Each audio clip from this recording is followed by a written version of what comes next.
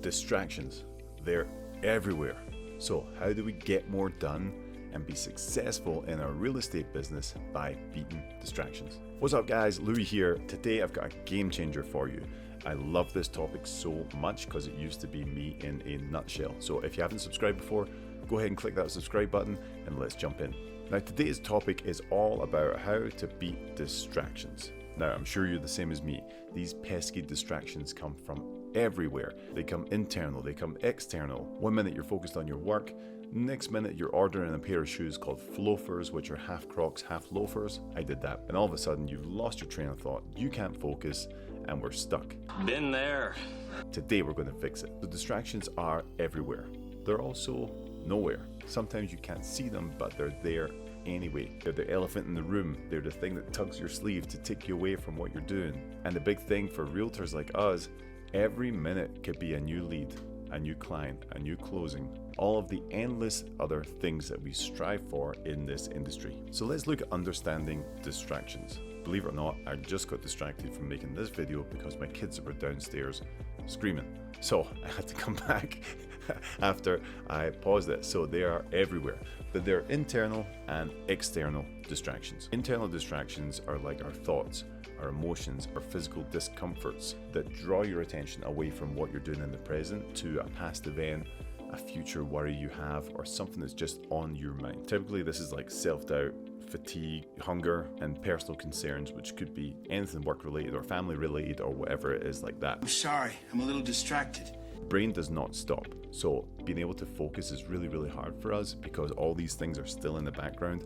If you're not dealing with them, they're always going to be at the forefront. External distractions are interruptions in your physical environment, like my kids just did to me. But it could be phone calls, emails, text. It could be your colleague if you're working in an office who just wants to come in and just jam out. Anything physically that takes us away from our focused work is an external distraction. And you might say, well, Lewi, distractions aren't always terrible. Sometimes it's nice to take a break, but you're right.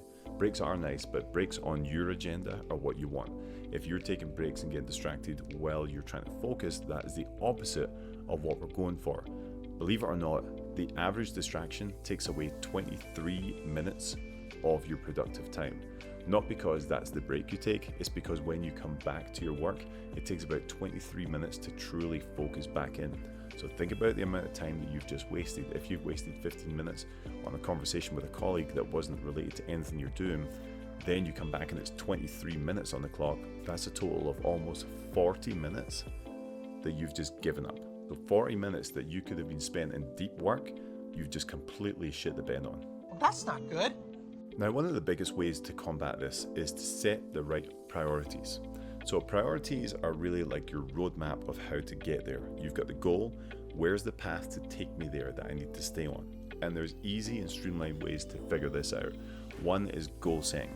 If you know what your goals are, you know the path to get there and you can stay focused on it. People who do not set goals are all over the place with this stuff. They get distracted the most. But if you have clear-cut goals that you've set for yourself, which you must achieve, you're way less likely to get distracted from it. Or if you do get distracted, you can get back on the road and focus again.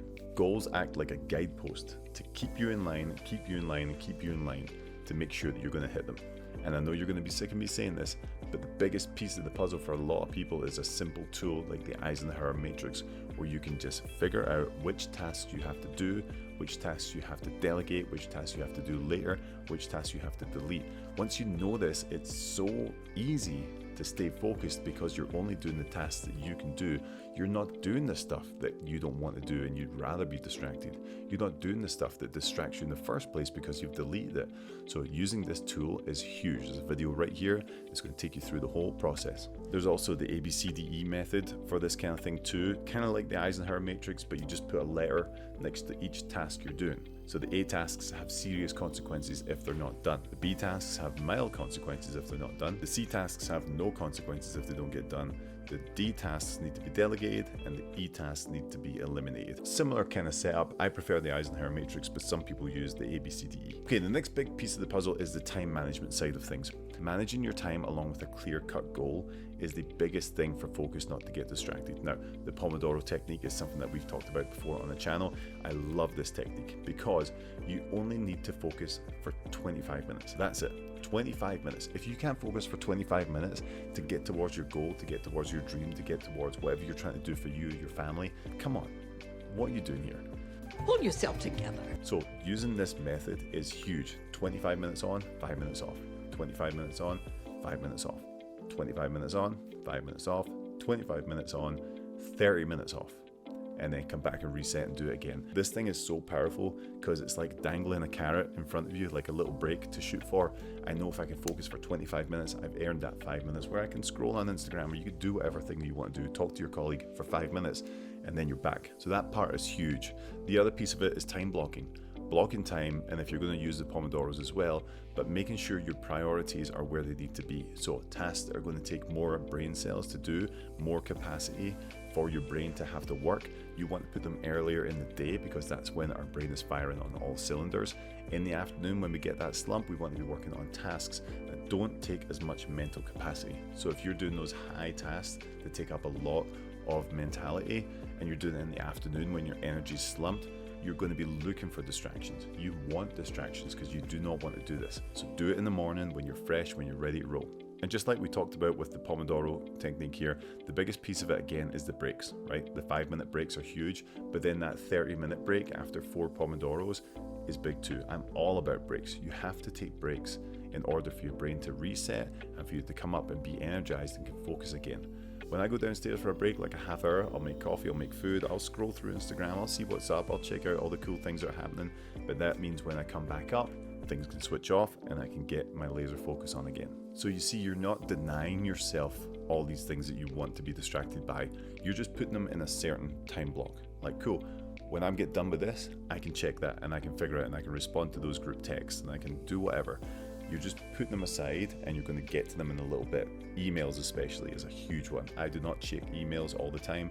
If you have your browser open with emails there all the time, you need to figure that out. Get rid of it because email is one of the biggest distractions.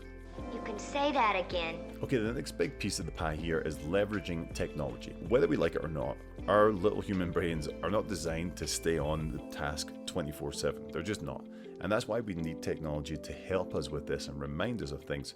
So things like your CRM has reminders, has tasks, has automation in there that can really help you without being distracted. The computer is not going to get distracted, so it's going to work and do its thing. So if you're someone who suffers from this a lot, consider starting to use technology with automation that's going to help you keep on top of everything. I've talked before about the book Building a Second Brain by Tiago Forte. This was a huge thing for me. Once I figured this out, I was like, oh my gosh, I can take a huge chunk of my brain and just put it over here so I don't have to be distracted by it. So for that piece of the pie, I use like Evernote, Notion, a couple tools like that, Trello, Asana, whatever it is that works for you. But try and get a lot of your stuff out into a digital format, which can keep up to date with things 24/7, which doesn't need to sleep, which doesn't need to go and chill out, which doesn't need to attend family parties and stuff like that. Using technology is a huge piece of the puzzle. The next big one for me is creating a distraction-free environment. Now, this is challenging. If you work in an office, this is really hard to do because you're sharing it with a bunch of other people. Everyone's all over the place, walking around, doing their thing, interrupting you. This is tough. If you're working from home, it's perfect. You can get your own setup and just make your own little sanctuary of productivity. It's true. Well-organized workspace can significantly improve focus. And this means decluttering your workspace, minimize it, make sure it's super clean. One thing I love to do after every day when I switch off for the day, I make sure my workspace is clean and it's the way I left it. If you come in the morning and you've got piles of stuff all over the place, oh my gosh, it's brutal. You're distracted from minute number one. As soon as you sit down, what is all this stuff? Oh. If you clean it up the night before, have it set so you can just come in, sit down, boom, and get going. It's the best thing ever. And I also do this digitally as well. Like I was saying with the Build a Second Brain, the PARA method, I use it for all my notes, I use it on my desktop, I use it in my Google Drive. Everything is organized to a T. And that means when I open these things up, it's not like I have folders everywhere on my desktop. I cannot figure out how people can live like that. Some people open up their computer and I see it, and it's like folders and files all over the desktop. It gives me anxiety. I do not get it at all. So making sure your workplace is clear physically and digitally. And just like we kind of talked about taking breaks for mental clarity, you also have to give yourself a lot of self-care as well. Working out, eating right, spending time with family, kids, whatever that looks like, making sure you maintain those relationships inside of your day is a big piece of the puzzle. If you're just a robot in here working, it might be fine for like a few days or a week or even a couple months, but eventually it's going to take its toll. You need to find that balance within yourself. And we've talked before about how entrepreneurs, like work-life balance isn't a real thing because they intertwine with each other. If you're an entrepreneur, your work is part of your life and your life is part of your work.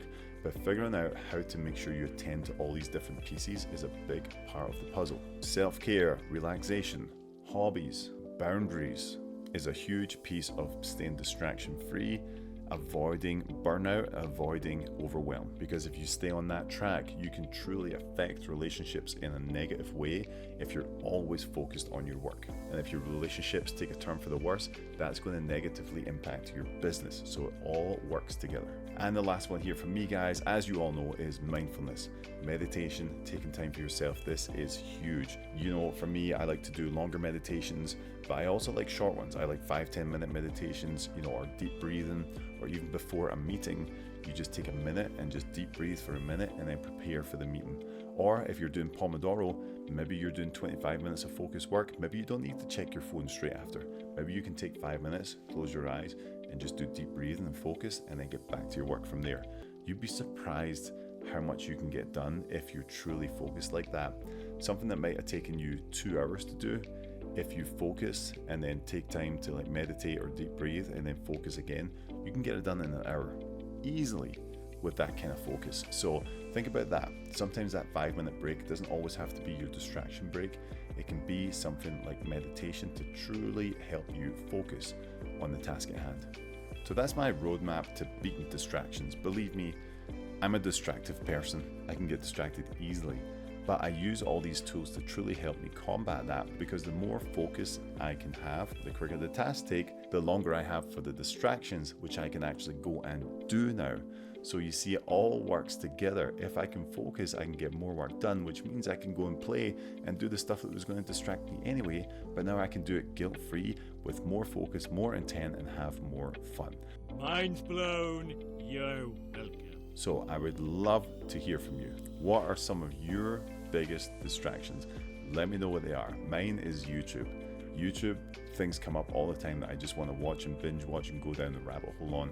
I really have to be mindful of that. So what is your biggest distractions? I would love to hear. If you have any questions, comments, you can drop them below. If you haven't subscribed yet, please do so. You can also subscribe to the newsletter link, which is down below. I send it out every Monday. So until then, guys, stay distraction free, stay focused, and we'll see you on the next one.